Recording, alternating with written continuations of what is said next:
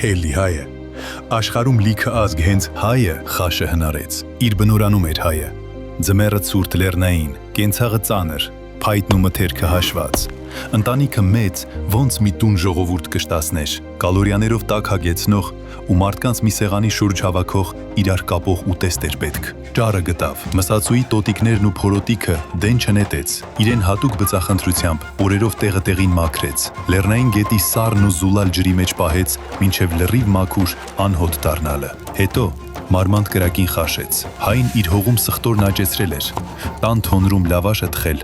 առավոտ շուտ ավելացրեց սեղանին, տնով կերան խաշը, կուշտ ու առողջ մնացին, իրենց խաշով կիսվեցին նաև հարևանների հետ, զուտ ուտելիք չէր խաշը, հայկական ավանդույթ էր, ծես, առավոտյան սպասված իրադարձություն, որից հետո ամեն մարդ իր գործին էր գնում, կանչում էին ով հարազատ էր, ով էլ չէ, ուզած չուզած հարազատանում էր, մնացածի պես ձեռքերով ուտում, իր լավաշը փշրում, թրջում սխտորն ավելացնում, մեջտեղ էին գալիս խաշ ուտելու վարպետները, իրենց ափսեներով թևքերը քշտած, խոսք ու զրույց էր գնում, մի կենացով էլ անպայման խաշը սարքողին էին հիշում,